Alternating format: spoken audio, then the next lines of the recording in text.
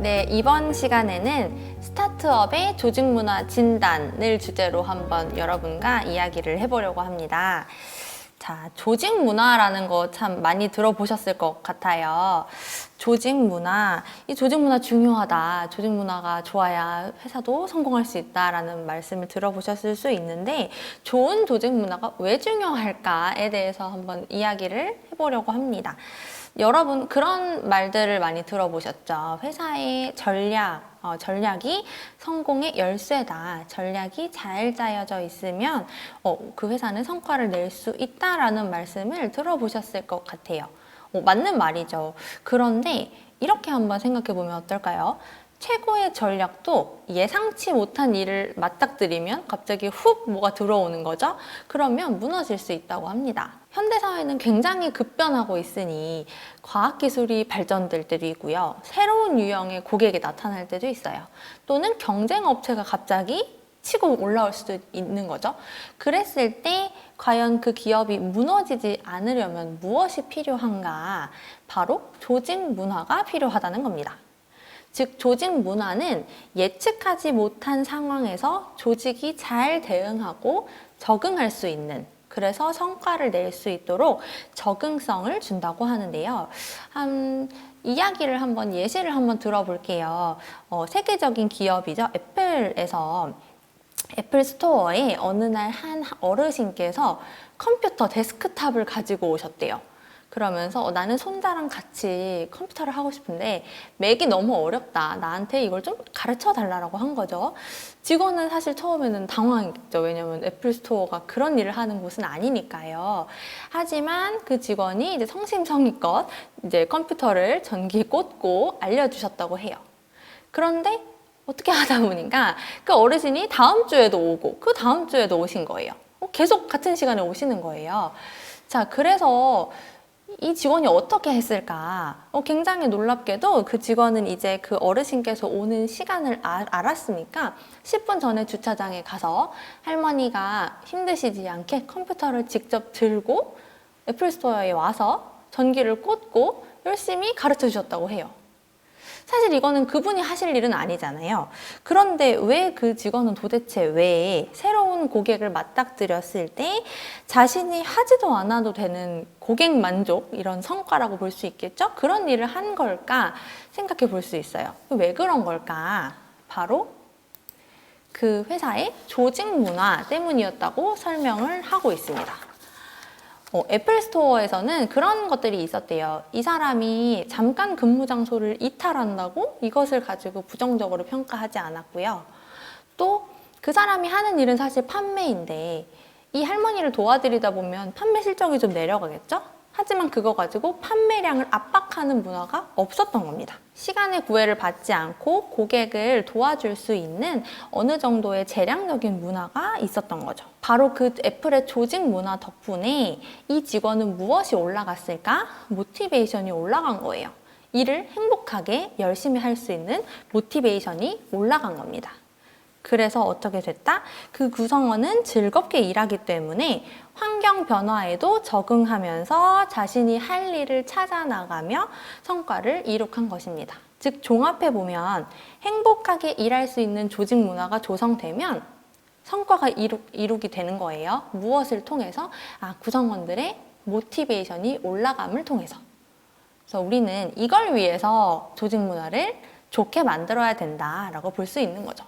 아까도 말씀드렸지만 결국 제가 말씀드리는 건 다 뭘 위해서다? 고성과를 위해서입니다. 이것도 고성과를 위한 거예요. 자, 그래서 우리는 오늘 조직 문화가 무엇인지 좀 파악을 한 다음에 우리 기업의 조직 문화를 진단하고 관리하는 과정에 대해서 알아보려고 합니다. 그럼 일단 조직 문화가 무엇이냐 좀 설명을 해다오 라고 생각해 주실 수 있어요.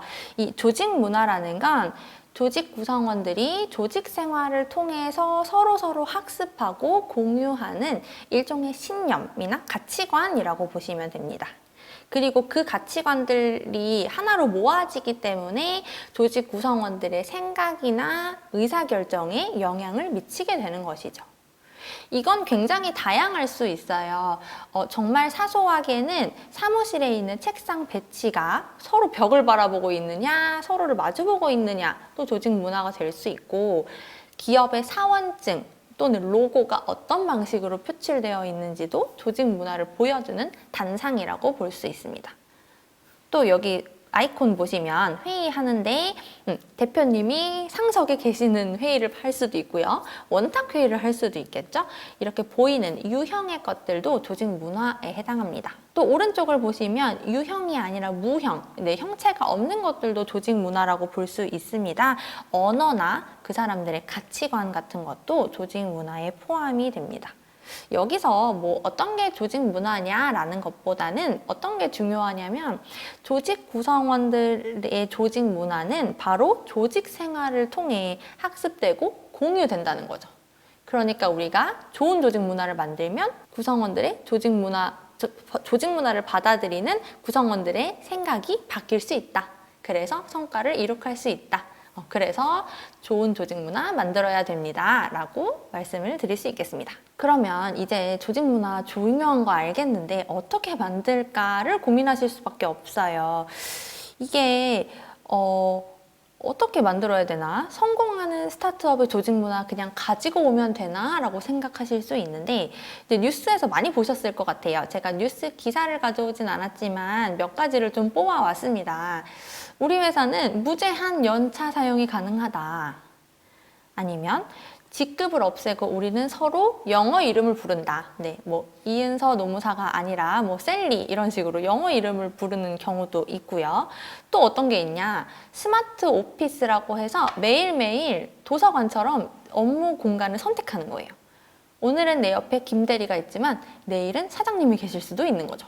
그리고 네 번째로는 뭐 1년에 한 번씩 우리는 해외 워크숍을 간다. 네, 이런 것들도 있습니다. 그런데 과연 이게 진짜 조직 문화일까라는 좀 의문이 들 수 있어요. 물론 위에서 소개해드린 것들이 직원들의 모티베이션, 뭐 만족감을 올려주는데 영향을 미치기는 합니다. 좋은 거죠. 좋은 회사라는 인식을 심어주는 거죠. 하지만 아까 말씀드렸던 것처럼 조직 문화는 우리 사업이 지속적으로 성장하기 위해서 그 우리 직원들의 생각과 행동에 영향을 미치는 부분이기 때문에 그러니까 우리 거에 맞춰야 된다는 거예요. 성공하는 다른 회사의 조직 문화를 무조건 벤치마킹 한다고 효과가 있지는 않겠습니다. 그래서 여기에 보시면 우리 조직의 비전, 우리 조직의 역학관계, 우리 구성원들이 생각하는 것들을 잘 파악해서 이들의 생각을 바꿔줄 수 있는 문화를 만들어야겠죠. 최강의 조직이라는 도서를 이제 집필한 벤 호로위츠라는 분도 이제 복지랑 문화는 구분해야 된다. 조직 문화는 맞춤 관리를 해야 된다. 이런 복지는 그냥 기존에 깔린 거다라고 이야기를 하고 있습니다. 네, 그러면 이제 조직 문화, 맞춤 관리가 필요하구나까지 이제 이해를 하셨어요. 이번 시간부터는 조직 문화를 진단하는 방법에 대해서 조금 이야기를 해보려고 합니다. 조직 문화 관리해야 되겠는 거 알겠는데 그럼 우리는 어떻게 관리를 해야 하나요? 우선은 측정할 수 있는 일이 해결되거든요. 측정을 할 수 있어야 문제를 파악하고 또 해결을 위한 목표를 수립할 수 있기 때문입니다. 그래서 첫 번째 단계는 바로 구성원의 의식을 설문조사하는 거죠. 그래서 제가 이렇게 말씀드리는 조직 문화의 관리, 진단 방법은 여러 가지 학설들이 있는데요. 이제 맥킨지라는 경영 컨설팅 기업에서 제시하고 있는 단계고, 아래에 이제 보시는 것처럼 유명한 도서예요. 이제 무엇이 성과를 이끄는가라는 도서에 소개된 방법입니다. 제일 먼저 구성원들의 모티베이션을 측정을 해야 되는데요. 이 모티베이션을 6가지로 나누고 있어요. 그래서 즐거움, 또 의미성, 또 성장, 정서적인 압박, 경제적인 압박, 그리고 타성 이렇게 구별을 하고 있어서 이런 것들에 대해서 여러분들도 전혀 그렇지 않다면 1점, 그리고 매우 그렇다면 7점을 이렇게 랭킹을 하시면 됩니다. 그래서 서로 설문조사를 하시고 합계를 내실 때 위에 3개는 더하기를 하시고요. 아래 3개는 빼기, 아래 3개는 빼기를 하시면 총 점수가 나옵니다. 자, 이제 우리 구성원들의 총 동기 지수를 모두 파악을 했습니다. 그럼 이제 그 점수를 가지고 인사이트를 얻어내야겠죠. 자, 시사점을 분석하는 시간입니다. 그 미국의 사우스웨스트 항공이라는 이제 저비용 항공사가 있어요. 직원들이 행복할 수 있는 경영, 펀 경영으로 유명한 항공사인데요. 그 사우스웨스트 항공에서도 이 컨설팅 단계에서 동기 지수를 설문조사를 했더니 신기하게도 고객과 대면하는 직원들의 모티베이션은 높았는데 직접 대면이 없는 행정, 인사 쪽 직무에 있는 근로자들은 점수가 낮게 나온 거예요. 그래서 우리는 고객과의 접점이 없는 직무의 모티베이션을 올리는 거를 도와줘야겠구나 라는 시사점을 얻었다고 합니다. 여러분들도 구성원 설문조사를 통해서 이런 것들을 알 수 있어요. 풀타임 근로자보다 파트타임 근로자 모티베이션이 낮네. 우리는 어떻게 해야 될까? 이런 인사이트를 얻으실 수 있고, 콜센터 직원이 점포에서 일하는 직원보다 동기 점수가 낮네. 이런 것들을 파악하실 수 있겠습니다. 네. 자, 이제 시사점을 파악했으면 발견된 문제점을 해결하기 위한 이제 처방전을 받아야 되는데요. 참 좋은 조직 문화를 만들어낼 수 있는 만능 열쇠, 만능 처방전이 있으면 좋겠지만 그거는 사실 없다고 해요. 아까 말씀드린 것처럼 우리 회사에 맞는 걸 해야 되기 때문에. 그래서 여기에서 소개해드릴 수 있는 처방전들은 많은 연구나 케이스 스터디를 통해서 비교적 모티베이션을 올리는데 도움이 됐었던 것들을 소개를 한번 해드리려고 합니다. 이 책에서는 이제 7가지, 8가지의 이제 핵심 요소들을 제시하고 있는데 저는 이제 한 5가지 정도로 간추려 왔어요.